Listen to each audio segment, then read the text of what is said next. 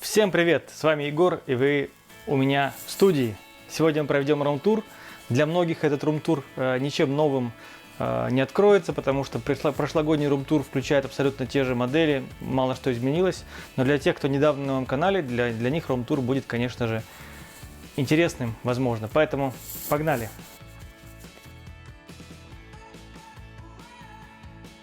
Это моя первая комната, которую я порядок начал наводить как раз в этом году. Здесь у меня были столы и навалена куча лего, которые я разбирал. Вот, на сегодня появились шкафы, полки, столы. Вот я еще не доделал столы, то есть столы будут с отсеками для хранения снизу, то есть наподобие столов кухонных для работы, но с колесиками. То есть вот эти вот столы, два стола вот серых, я их смогу выдвигать в центр комнаты для того, чтобы на них делать какие-то либо конструкции, либо обзоры на большой поверхности и так далее. Здесь у меня в большей части стоят наборы оригинальные. Самоделки у меня больше стоят, конечно, там, в другой комнате, куда мы сейчас пойдем.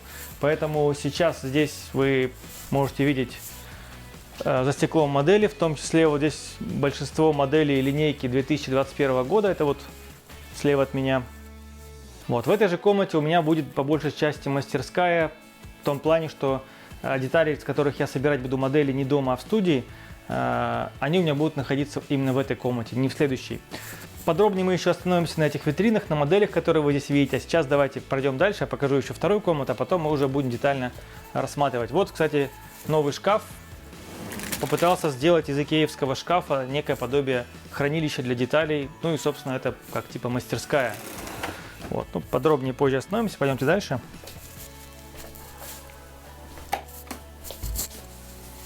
Это комната, где много света на самом деле, потому что здесь я снимаю свои обзоры. На сегодняшний момент все я снимаю здесь, ну, кроме того, что снимается на улице. Поэтому вот примерно так это выглядит. Света здесь реально много прожекторов, конечно, все не используется. Обычно я комбинирую, ищу какие-то новые способы освещения, поэтому в каких-то видео используется один свет, в других другой. В-третьих, третий. Это система подъема фона для тех, кто часто меняет фон. Я, к сожалению, или к счастью, делаю это редко. Несмотря на то, что два фона купил, зеленый и серый, я по большей части снимаю за серым фоном. Поэтому для меня это не только система подъема фона, но еще и средство защиты от пыли вот этих стеллажей, которые я закрываю, когда опускаю фон. Этот вид, собственно говоря, вы видите у меня при съемке почти всех обзоров, поэтому можем, не знаю, посмотреть подробно тоже, по порядку все. Позади есть уютный диванчик, на который сейчас мой оператор Владимир, наверное, уже почти залезет с ногами или сядет. Вот, это рабочая парта, вы ее знаете. В последнее время я стал ее заменять на такую кухонную столешницу IKEA белого цвета. Я просто ее забираю оттуда и кладу сюда поверх этого стола. Потому что ну, немножко уже надоел этот цвет, плюс я тут ее недавно покрасил маслом, и она до сих пор такое ощущение, что не высохла. Вот, стол этот регулируется по высоте, то есть с ним можно работать как с обычным столом. Так, собственно говоря, можно и поднимать на высоту примерно 1,30 м. Ну, я редко сейчас работаю на нем сидя, я даже за компьютером часто сейчас работаю стоя, потому что у меня появился хороший удобный стул для работы стоя. Сейчас покажу тоже. Вот примерно так я поднимаю и так могу, в принципе, работать как за барной стойкой. Так. Вот. Что еще интересно показать? Владимир, ты по сути как зритель. Что дальше ты хотел бы увидеть здесь?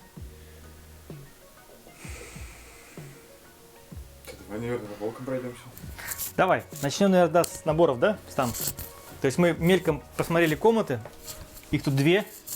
Там немножко дальше у меня еще пока не облагорожено. Слева закуток есть маленькая кухня и туалет. И здесь, в принципе, тоже, может быть, к следующему рум-туру я наведу порядок, потому что там нужно ставить шкаф-купе, там препятствия для триала хранятся, это все нужно чем-то перекрывать. Двери шкафа-купе выходит дорого, думаю, сделать там просто большую плотную штору. С чего начнем? С полок. Посмотрим, что у меня на полках есть. Ну, собственно говоря, у меня здесь коллекция мотоциклов. Конечно, не такая полная и большая, как у Кирилла Мазурова. Тут к тому же есть повторяющиеся, кастомные какие-то модели, Б-модели. Вот, например, купил на Авито. Не пожелтевший, но потускневший цвет. Вы видите панели, да? Проблема, наверное, современного только Лего в большей степени. Вот. Хранятся модели маленькие. Прицеп для лодки самодельный. Собран, кстати, не очень правильно. Вот эти ролики должны наоборот стоять, чтобы лодка по ним проезжала. Вот. Ну, я использовал этот прицеп давно уже на съемке своих FG-крузеров. Там, где у меня один из FG-крузеров, черный, длиннобазный, вез лодку. Вот. До сих пор стоит, но, в принципе, много деталей не съедает, поэтому стоит. О, здесь есть даже две функции целых. Одна из них — это лебедка с понижением небольшим 8,24. А вторая — это червячный механизм подставки, ножки опускающиеся для того, чтобы ставить прицеп. И, кстати, здесь и третья функция есть даже. Вот рулевая система старого типа. Фокусируется нормально? Да. Вот старого типа рулевая рейка. Многие ее могут из 90-х годов видеть. И она же используется здесь типа рессоры. Ну, такая себе рессора, но тем не менее небольшой мягкий ход есть. Вот. Там за мини-купера у нас стоит самый красивый, на мой взгляд, поезд вообще из всей линейки Lego Technic. Это «Изумрудная ночь». Оригинал, который я купил еще по нормальной цене, по-моему, 4500, по-моему, я взял его. Lego Creator, насколько я помню. А я сказал, что? Техника. Ну извините, да, у нас же Lego Technic студия, поэтому здесь другого ничего не может стоять, как будто бы. Да, это Lego Creator Expert, даже не City, это именно поезд, именно экспертовский, потому что у него очень классная детализация. Очень крутой, настолько детализированный, что там даже нет места для моторов. Мотор вставляется просто вот сюда, вот где топка, где водитель стоит, машинист поезда. Машинист выкидывается, вставляется мотор, притом он даже, по-моему, торчит, там частично его видно. И блок батарейный с приемником прячется в этот тендер для угля. Ну и красивый вагончик. Вот, собственно, весь комплект был из одного вагончика, тендера для угля и самого паровоза. Классный набор, красивый на полке смотрится. Вот, Формула-1 тоже. Сейчас на Авито очень хорошая модель в плане ресурсов. Единственное, что почти все они с пожелтевшими белыми деталями, но это, в принципе, отбеливается. Но, тем не менее, здесь есть и подвеска, и много панелей. Пусть даже если они желтые. Его реально можно даже купить, мне кажется, сейчас за 2500. Найти такие предложения на сайте. Лодочка, набор минувших лет. Кстати, неплохой был ресурсник по панелям, обзор я не делал, но вот сейчас вижу и понимаю, что классный набор, как ресурсник панелей был. Не помню его цену, наверное, чуть больше 1000 он стоил. Вот, собственно, сама лодка, которая чисто так своя на скорую руку для вот этого прицепа. Ну, собственно говоря, дальше здесь дело не пошло, и она, честно говоря, так себе. Так себе. Кстати, мотор тут тоже был. Вот типа мотор без пропеллера так крепился. Как-нибудь, может быть, дособираю. Это 8070 суперкар из где-то конца нулевых. Это, собственно, та модель, которую сейчас компания Lego заменила вот такими вот модельками. Этими дырявыми моделями, одна хуже другой. Как вы поняли, что под хуже я подразумеваю эту модель. Вот, но обзор на нее, возможно, будет позже. Это вот то, что делали раньше. Она не просто красивая и функциональная. Тут еще и, собственно говоря, есть электрические функции, поднимающиеся двери за счет коробки передач. Классная модель. Как по функционалу, так и по дизайну. Наверное, одна из лучших моделей в подобном диапазоне деталей. Вот. Ну, Creator Harley. Тоже почти что Creator Technic Mac. Один из самых красивых наборов, которые выпускали в рамках линейки Technic. Копийных наборов. Может быть, он не самый пропорциональный, но об этом не скажешь. Дырок практически нет, потому что очень активно используется Lego System. Lego System. Вот так вот, что у нас там ниже. А ниже мы видим без колес трактор. Колеса как-то давно я оттуда взял, когда еще у меня их не было в большом количестве. И так и не вернул. То есть они остались у нас где-то в какой-то модели. Вот. На самом деле даже наклейки, по-моему, я не наклеил. Эх, да, печаль, беда, печаль. Очень классный погрузчик. Жалко, что таких сейчас нету. Маленький, функциональный. Самое главное, один из последних наборов, где были колеса на 62 миллиметра. Ну, собственно говоря, сейчас его тоже можно купить, наверное, ради этих колес на Авито за, может быть, 2000 вполне можно найти, а может даже дешевле. Вот. Правда, цветовая гамма деталей здесь желтый, темно-синий, ну, не особо пригодная, но все равно вопрос цены. Это тоже бобер, как его окрестил Кирилл. Такой хороший набор для битвы роботов. Такие здесь клешни мощные, можно оператора так хрясь, так захватить за что-нибудь. И он запищит.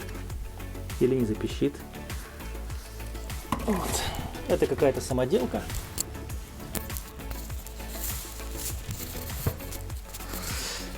следующий стеллаж у меня. Ну, это самый, наверное, играбельный ДУ набор в серии Lego Техника, который когда-либо создавался. Работает не просто хорошо от моторов, но и работает быстро, в отличие от всяких липкеров, которые полчаса будешь ждать подъема стрелы. Вот, это Caterham, если я правильно произношу. Creator Expert в рамках проекта IDS. Наверное, один из самых хрупких автомобилей, которые вы можете купить. Кстати, странно, что еще нос не отвалился, поэтому поставлю его. Но модель сама по себе, конечно, красивая, но хрупкая. Не самое лучшее, что можно поставить на полку. Это самая скучная модель Creator Expert автомобилей, которая когда-либо выпускалась. Автобус лондонский, очень много стекол, красного и все. Наверное, такой же скучный, как вся Англия. Это очень крутой набор, не мог его не поставить. На самом деле купили его сыну, но когда у него интерес прошел, и я стал замечать, что он начал его немножко дербанить, я его забрал поскорее от него, чтобы сохранить его в первозданном виде. Но, тем не менее, дети периодически приходят, достают его, играют, мои дети. Поэтому он здесь немножко, может быть, опять претерпел какие-то изменения, поломки, поэтому его нужно опять восстановить. Вот. Очень жалко, что я не купил в свое время набор Ninjago City. Это такой большой модульник, такой угловой типа. То есть они должны были, по идее, соединяться, и получается одна композиция. Это Lego Port, а там Ninjago City. Может быть, куплю его когда-нибудь как БУ на том же Авито. Вот. Сейчас, кстати, выходит набор, я не знаю, это еще утечка или уже нет, Ninjago Сады. То есть там тоже такая угловая большая секция. Тоже там какие-то разные домики друг на друге и много там растений. Вот, тоже классный набор будет из этой линейки, обязательно его куплю. Вот еще один набор, может быть не самый быстрый и играбельный, но точно самый технически совершенный и по сей день. Это экскаватор 8043, который за счет 4 моторов имеет 6 функций. Отдельно управляемые траки, подъем стрелы, изгиб стрелы, управление ковшом и поворот платформой. Да, 6 функций назвал, и все это 4 моторов. Все благодаря тому, что здесь используется очень умная коробка передач, которая имеет 2 режима работы. Один режим работы — это поворот платформы и вращение гусениц, а второй режим работы — это управление стрелой и ковшом. Вот, то есть такие вот делишки. Классный набор, эпохальный. Это тачка гараж Фреда. Сколько тут? 900 с чем-то деталей. Кстати, кто-то руль стащил. 900 с чем-то деталей, но вот он... жалко, сейчас таких нету. Не помню, сколько он достоил, но 900 деталей он, наверное, стоил бы сейчас чуть дороже, наверное, чем Макларен. Я даже не помню, какие сейчас наборы в таком диапазоне ценовом. В общем, классный бы набор, потому что есть, во-первых, черных деталей очень много для постройки моделей. Есть колеса классные, ну и детали, коробки передач тут есть, и шестеренки различные. Нет, наверное, единственного — это подвески. Кстати, даже есть поршневой двигатель. Тоже, в принципе, хороший ресурсник на Авито для ваших подделок, самоделок. Хороший набор. Вот. 3,5 был, по-моему. 3,5 где-то она стоила. Ну, вот классно еще тем, что он реально классно выглядит. У него законченный вид. И я даже на его основе, по-моему... Да, я на его основе делал свой первый внедорожный автомобиль, который был построен на шасси 4 Trophy от RM8. Вот, а потом эта у меня тачка переросла в FG Cruiser. Кстати, у FG Cruiser такой же заужающийся капот. Вот, это схожесть у них. Ну и вообще такие высокие вот эти фары напоминают и Cadillac одновременно, и какие-то пикапы современные. Классный набор, вообще рекомендую. Прямо его затюнить хочется в том плане, что выкинуть весь этот хлам, который интересен технарям поумнее меня, вроде Кира, который любит конструкции, коробки передач, а мне просто хочется здесь сделать красивый кузов и затайлить его коричневым цветом. Ну, типа будет там деревянный настил пола для пикапа. Вообще классно. Ну и занизить, конечно, надо его еще. Будет прямо огонь. Это кран, не помню, номер 8450 или 20, или вообще какой-то другой. Купила я его здесь у ижевского какого-то фаната. Ух ты, что тут ось отвалилась, да? Угу.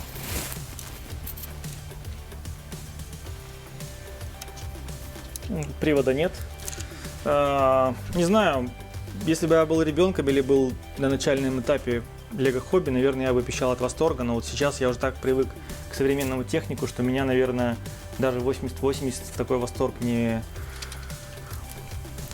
вводит, так скажем. Стоит и стоит, может быть, когда-нибудь почищу, продам. Она, кстати, даже модифицирована, она изначально идет без моторов. Здесь уже она прокачана набором мотора, такой дополнительный набор электрики был, который позволял моторизировать модели. Вот тут он как раз уже внедрен. Здесь очень классно сделана система вот этих вот аутриггеров. Там тоже червячный механизм. И на каждой стороне он свой. Здесь свой он. Стрела раздвигается, поднимается за счет пневматики. Тут, кстати, по-моему, пневматика остается механической, несмотря на то, что мотор появился. Мотор здесь только, по-моему, для лебедки крана самой. Все. Потому что я сейчас начну давить на пневмоцилиндр, боюсь, что что-нибудь у меня сломается. О, пошло. Или не пошло. Да, пошло, слушайте. Работает. Что-то где-то упирается, препятствие какое-то есть. Надо проверить сборку, я его не проверял после покупки. Провода уже все. Блок питания упирается. Да, наверное, блок питания. Блок питания здесь не должен быть точно. Здесь не должно быть блока питания, он должен стоять где-то в другом месте или лежать вообще. Короче, в сад его. Это вот такой вот промо-набор у меня одно время был, я его собрал, типа, знаете, зимняя, где-то даже коробочка от него валялась здесь. Зимний каток, горка, и там какие-то 2 человечка. Это очень крутой набор, который я тоже у детей забрал, потому что они его чуть ли не разобрали весь. Такой зимний домик из серии Creator. Такие выходят обычно раз в год перед Рождеством. То ярмарка, то пожарная станция, то вот такой вот классный домик. Вот. Здесь очень много человечков было, где-то их надо найти. Очень много всякого ручных прибамбасов для в руки вставлять, санки. Там машинка была, по-моему, зимняя, еще такая снегоуборочная. Вот тут мастерская у хозяина дома. Там были какие-то инструменты у него. Такой типа сарайчик, хозблок. Вот. Хотелось бы тоже его восстановить, его, наверное, детей надо заставить. 93-98. Классный набор, но на Авито уже не рекомендую брать его, дорого, потому что уже морально устарел, да и электрика там, скорее всего, физически изношена. Плюс амортизаторы бывают часто поломанные. Это тоже вот флагман 95-го, 94-го, 93-го года, не помню. Самый первый такой продвинутый пневматик набор, где пневматики очень много, и она используется не только в стреле и захвате вот этого вот рука, но и для поворота самой платформы.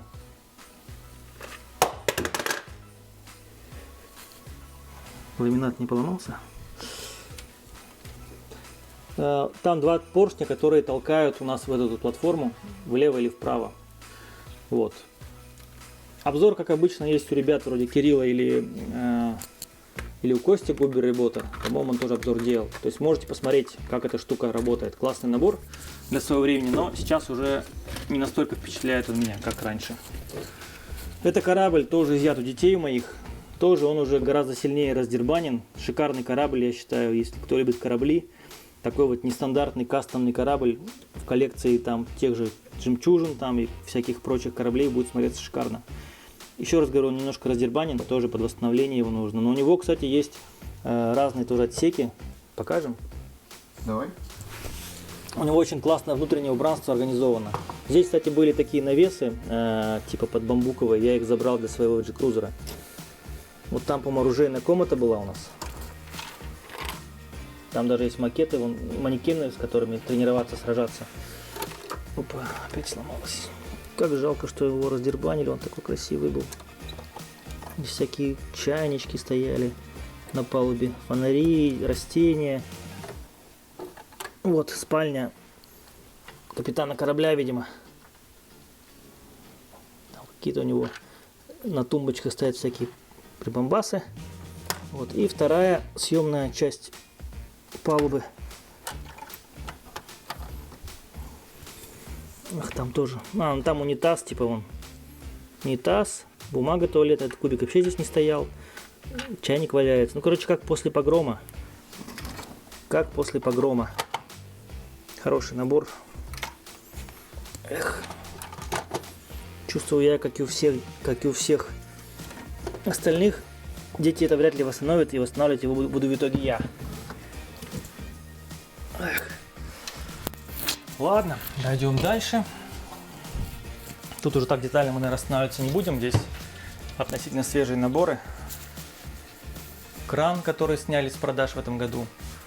Это одна из гоночных радиоуправляемых моделей, которые были в начале 2000-х. Плакат какой-то?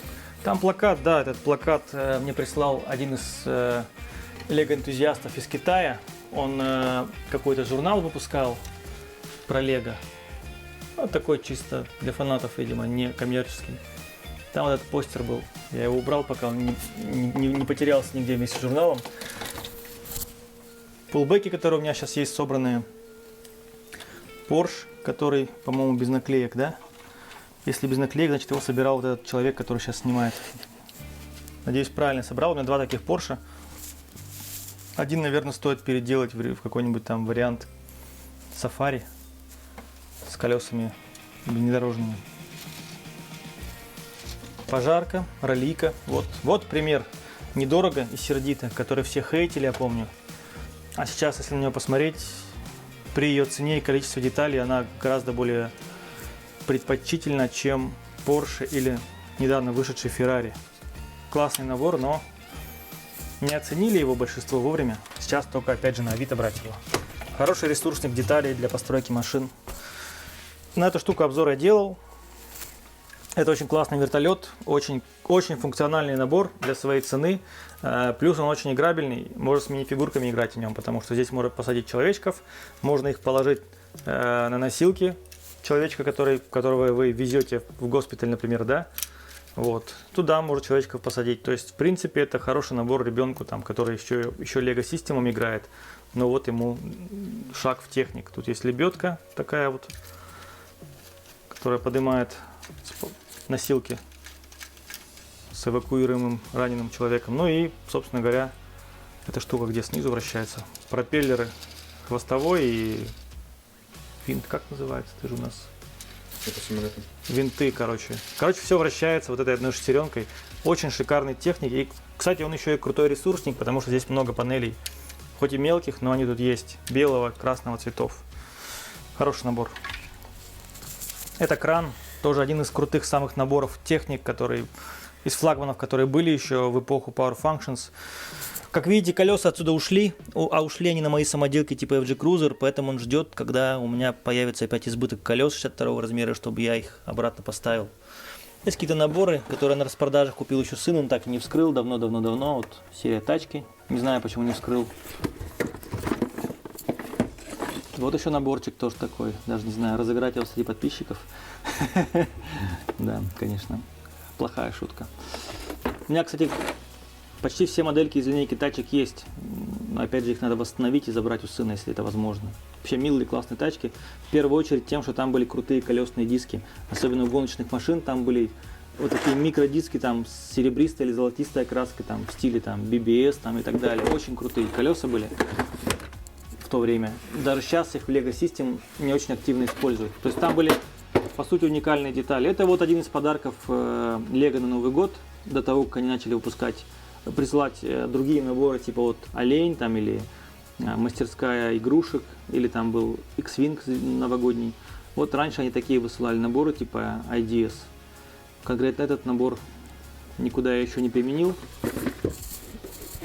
Два предыдущих продал. Это Lego Yellow Submarine и, по-моему, еще какой-то набор я продал. Тоже такой же типа IDS, который мне никуда не нужен был. Вот тоже наборчик есть такой, не вскрытый. Это типа для пляжной игры, настольная игра какая-то. Типа, ну там зонтики переставлять, чтобы тень, видимо, закрывала фигурки. Правила так и я не почитал, надо вскрыть и знакомиться. Ну типа пляжная игра, Sunblock называется. Вот все, что могу сказать про нее. И вот еще один стеллаж. Здесь у меня встали все мои на данный момент Creator Expert, Speed Champions. Детям в руки они не попали, слава богу, поэтому они почти все целые. Может быть, какие-то там реквизиты или тюнинг-компоненты потерялись, а возможно, я их просто убрал в ту коробочку дальнюю. Кран прошлого года тоже. Кстати, хороший тоже техник-набор, именно механический, игровой. Он очень быстро работает, функции у него хорошо работают, четко, быстро, для игры подходит хорошо. Вот. Хотя технические сложности там никаких особо нету. Но вот именно для игры, как техник-набор, рекомендую. Это тоже очень крутой набор от Милана. Милан Рейндл, который делает самые крутые, на мой взгляд, техник-наборы. Единственный минус — это эти колеса, которые не колеса, совсем, а гусеницы. Вот он, наверное, благодаря этим колесам так круто выглядит, и благодаря им же он абсолютно не играбельный, потому что играть с такими гусеницами вообще невозможно. Если бы он вышел на колесах, это была бы пушка. Если бы он вышел еще и с какими-то колесами крутыми, типа как сейчас в багги вышли, это вообще огонь был бы набор.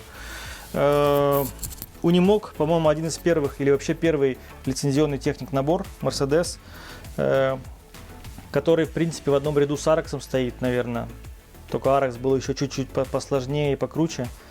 Но, тем не менее, Unimog, на мой взгляд, был первым таким первопроходцем и очень удачным, бескосячным, так скажем. Ну, Volvo, обзор вы на нее видели. Внизу там у меня куча инструкций под ним лежат, под Volvo. Я думаю, нет смысла на них останавливаться. Книжки, которые ждут часового часа в макулатуре. Вот. Ну и наверху RC модель, я уже ее показывал на стримах, собрана нашим участником по имени Джексон, который делает Lego Creator машинки. Вот он также увлекается RC, и он мне собрал эту модель из игрушки и из отдельно купленных RC компонентов. Отдельно рама, отдельно модули подвески разные. Подвеска от Tamiya здесь, по-моему, стоит передняя, причем она заужена сильно. Задний мост G-Mate, по-моему, стоит здесь. Что-то аксиаловское. Рама, по-моему, аксиаловская. Кузов от игрушки просто радиоуправляемый, типа такие, какие в детском мире продают. Вот, то есть вырезано днище и сделана вот такая вот штука. Классно очень сделано. Кастомно. Не все, может быть, идеально работает. Но, тем не менее, то, что я хотел. Модель, которая смотрится на полке, которую можно погонять. Да, тут передней подвеской есть небольшие проблемы, но там уже их не исправить. Ставлю на коробочку, чтобы не проминались колеса. Наверное, так все RC-шники делают.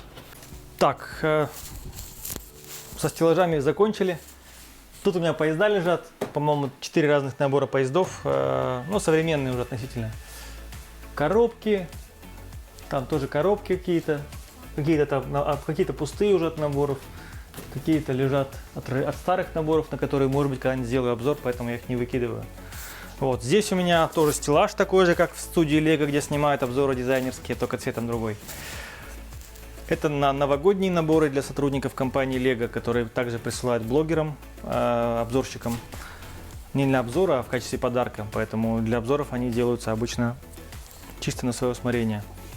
Это Liebherr, да, для него пришли детальки, которые нужны были для обзора. О нем позже. Это линейка наборов последних, на обзоры вы на них уже у меня видели. Зацикливаться не будем. Да, это Top Gear. Top Gear от Lego, он выглядит вот так вот. Тут шаська стоит тоже для красоты, как арт-объект. Чисто шаська. Вот. Снизу наборы, сверху. Это очень крутой модульник, который на обзор взял. Надо делать обзор. Классный набор. Может быть, среди модульников не самый лучший. Я точно знаю, что не самый лучший. Но для любителя тачек набор огонь.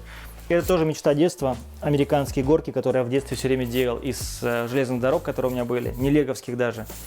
Вот. Ну, типа там спуск тележки с горы, откуда там. Вот это, собственно, мечта. Мечта моя — собрать американские горки. Для этого я даже купил не только набор, на обзор точнее взял. Я купил еще очень много рельс. Рельс примерно столько же, сколько здесь, только в 10 раз больше. То есть я хочу собрать сначала его, а потом, может быть, соберу что-нибудь кастомное. И буду гонять. Здесь те модели, которые я в последнее время собирал. Ну, на эту вы обзор видели, на Мадокин SUV мод, скажем так, современный тюнинг. Вот, обзор на него есть. По этой машинке у меня готово все, даже инструкция, кроме вот одного момента. Мне вот эта часть очень не нравится, я пока не смог обыграть ее, чтобы сделать более круглой. Либо буду еще играть с Lego System, либо сделаю какую-то гибкую ось, чтобы вот это место не было таким плоским. Ну, то есть я хочу сделать, чтобы вот заднее плечо было таким пухлым, как вот эту Супры. Вот. Ну и плюс здесь там по мелочи на самом деле дырку закрыть, все. Это вот то, что я для дочери делал. Современная версия 8081. Ну, по сути, от 8081 здесь ничего, только панели с наклейками остались. Ключевые и красные полоски на крыше. Все. Модель механическая для того, чтобы дочка могла куколок туда садить. Куколок Бельвиль.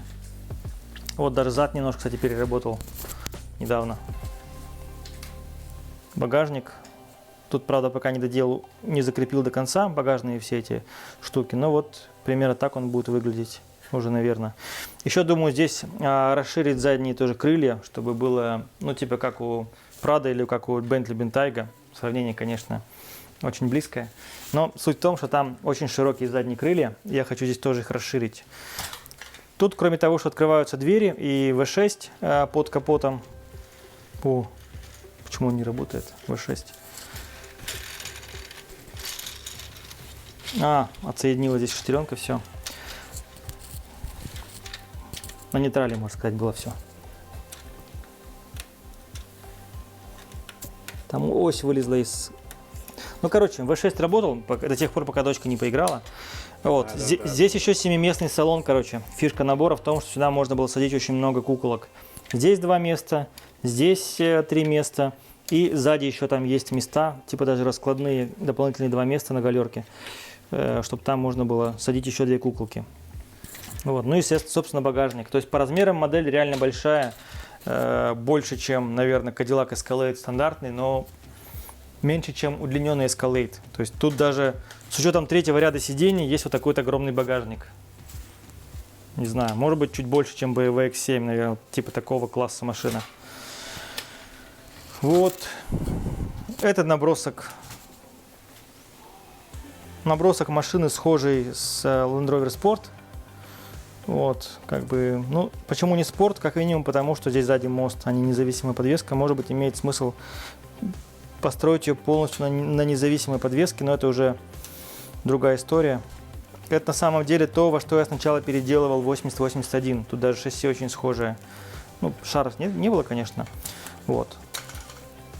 Примерно такая модель. Это Бронко, который тоже стоит уже больше года, наверное. Немножко ковырял, но он ездит. У него 2 мотора, 2 эльки современные, Control+. Одна для движения, другая для поворота колес. В принципе, он едет нормально на этом шасси. Единственное, что есть люфт рулевой системы. Примерно такой же, как, наверное, у G-Cruiser моего первого еще, где мотор серво использовался для поворота тягой. Вот. Здесь тяги нет, но ход от мотора к рулевой рейке, тут 2 кардана, которые, собственно говоря, и создают люфты основные, к сожалению. Вот. Но от одного мотора он, в принципе, с полным приводом едет хорошо. Плюс еще в том, что можно менять передаточные отношения здесь и тем самым выбирать между тягой и между скоростью от одного мотора. Вот.